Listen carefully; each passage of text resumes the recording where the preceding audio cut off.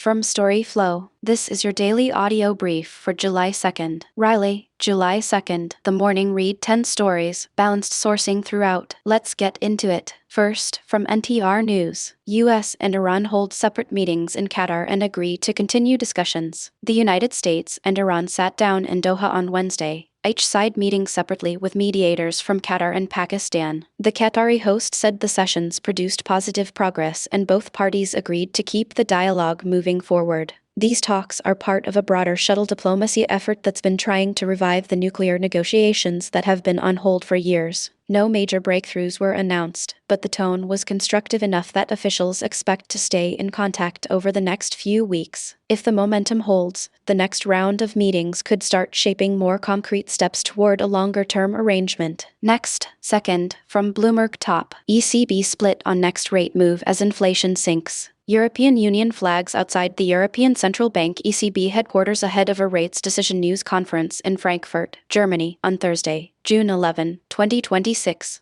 The European Central Bank is set to raise interest rates for the first time since 2023, judging it can no longer ignore the upswing in inflation caused by the Iran war. Photographer Alex Kraus/Bloomberg. Up next. Third, from Bloomberg top, Korea chip sell-off leads equities lower. Stocks slipped today as the chip sell-off that started in the US spilled over into South Korea, pulling the broader market down. The drop was enough to shake the optimism that had built around AI-driven gains. Investors are now questioning whether the recent rally in AI-related shares ran ahead of fundamentals. The rapid price climbs in the sector have left some traders nervous, especially as chip makers feel the pressure from both supply concerns and a cooling demand outlook. In Korea, the biggest semiconductor names Samsung Electronics and SK Hynix took the biggest hits, dragging the local index lower. Their shares fell alongside the broader tech group, echoing the broader market's unease. Overall, the mood is cautious.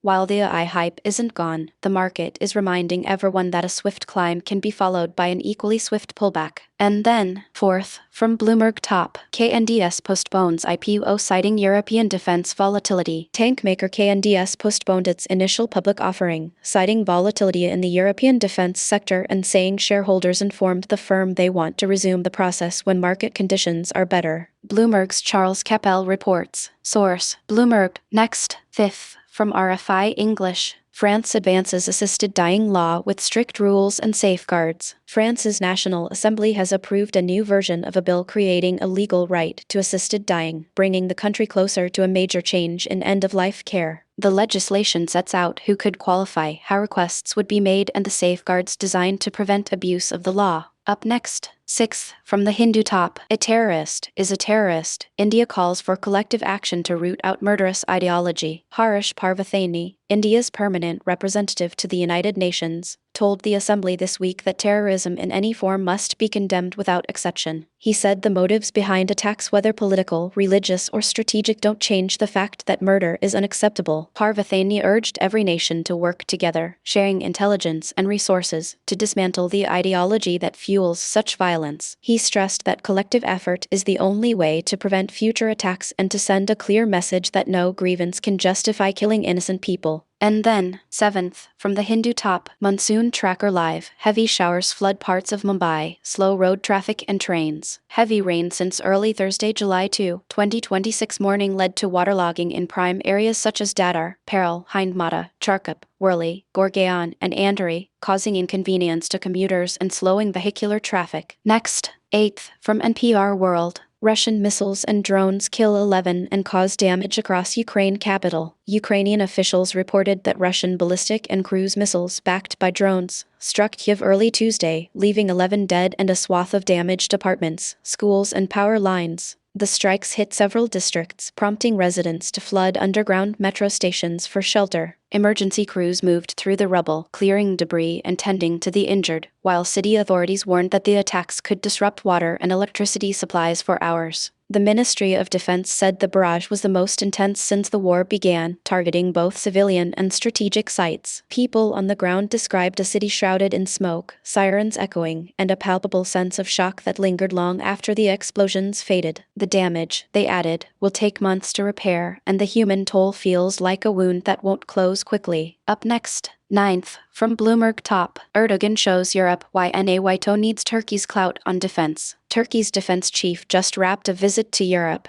and the message was clear. Ankara's air defense systems and its strategic position keep NATO's northern flank balanced. The trip coincided with the final NATO hurdle for Sweden, which cleared the last obstacle and cemented the alliance's reach across the Baltic. Erdogan reminded European leaders that Turkey's missile shield network, its contribution to joint drills in Poland, and its role in procurement talks are bargaining chips that can't be ignored. The versatile striker was dangerous in his time on the field on Wednesday, but that time was prematurely ended with a surprising ejection the day after the U.S. Supreme Court upheld birthright citizenship. Folarin Balogun, a player who wouldn't have even been on the pitch if not for the long-standing constitutional law, pushed the United States through to the World Cup last 16. The takeaway for Europe is simple: without Turkey's clout, the alliance's defense posture would lose a crucial layer of depth. And then, 10th, from The Guardian US, a goal, a red and a LeBron James shout. Folarin Balogun gets the spotlight in US's wild World Cup win. Just 2 days short of his 25th birthday, Balogun scored the opening goal in the US's 2-0 victory over Bosnia and Herzegovina, his third of the tournament. Then, about 20 minutes later, Balogun was sent off, given a straight red card for what appeared to be inadvertent contact with Bosnia and Herzegovina defender Tarek Muharmovic. It was a shocking turn of events for the Monaco forward, who was among the US's best performers on Wednesday, as he has been for the entirety of the tournament. Continue reading. That's the day.